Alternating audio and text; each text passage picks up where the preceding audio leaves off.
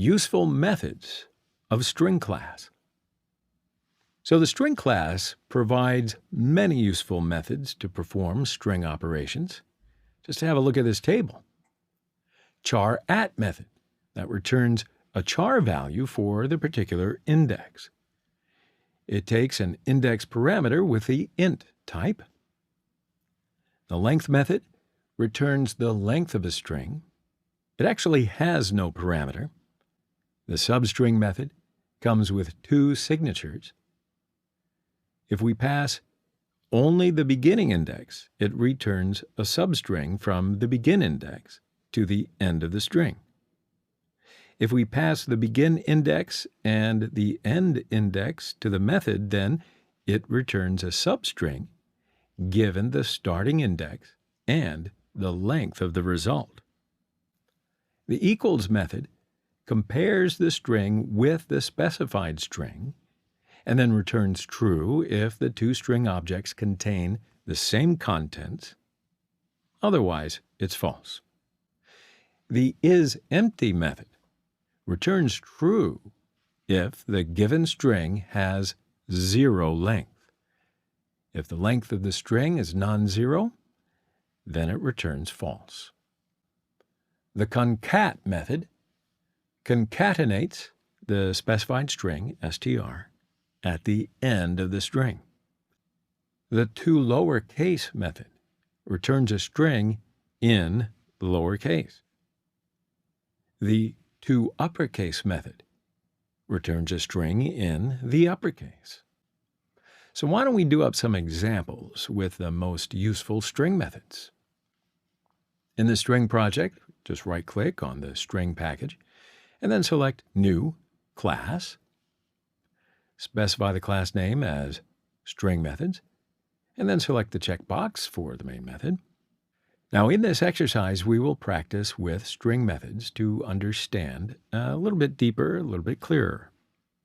So we'll start to declare 2 string variables and a string array.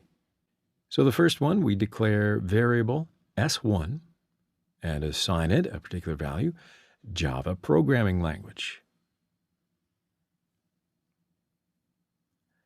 And the second one is, we declare the variable S2 and assign it a value of hello.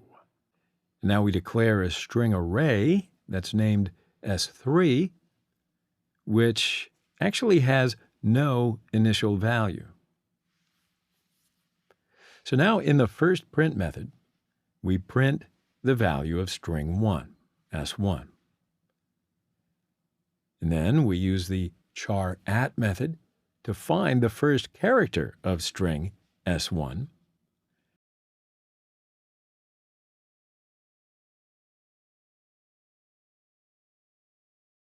So the 0 index gives us the first character of string.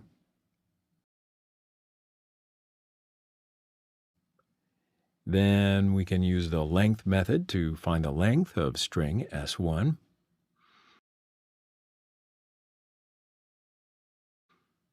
And then we'll use the substring method to get the first 5 characters. Then we use the equals method to compare the objects S1 and S2.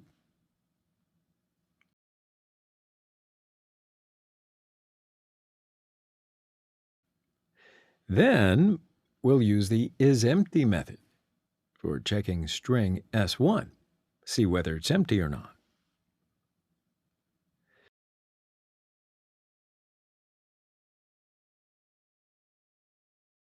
Then we use the concat method to concatenate the strings S1 and S2. Then we use the toUpperCase method to get the string S1 into uppercase letters.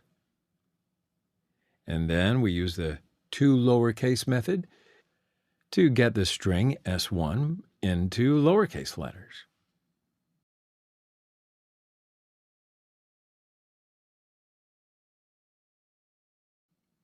Then we can use the split method to split the string S1 based on space.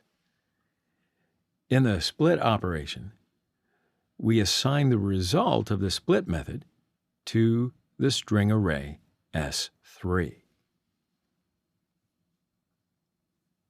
Now we can use the for each loop to print all the characters of a string. And then finally, we can use the replace method to replace part of the string with some other string. In the replace example, let's say we want to replace the letter V in lowercase to the letter V in uppercase.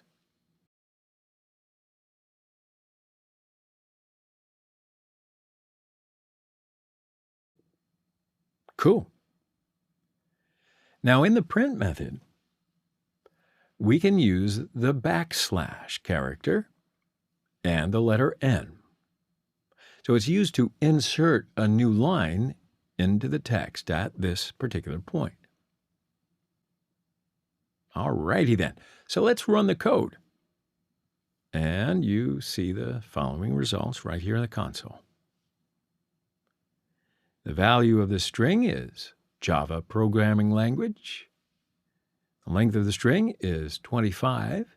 It means that a total number of characters of the string S1 is 25. Substring is programming language because the first 5 characters of the string are cut by the substring method.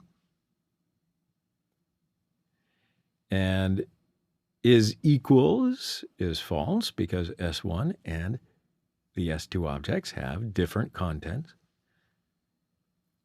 Is empty is false because string S1 has no content. Concat is Java programming language hello. We concat string S1 and S2 objects. Uppercase is Java programming language in all uppercase letters.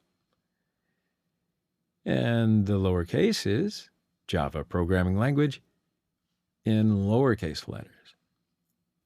Now look at this. After the split method, Java programming language is displayed without a space. And the last one, after the replace method, remember we changed the letter V in uppercase in the first word, Java. So yeah, in this lecture, we did some examples to understand differences with string methods. The string class also has lots of methods, and I would really recommend that you should do some more exercises with them. Get to know them. They'll be your best friend.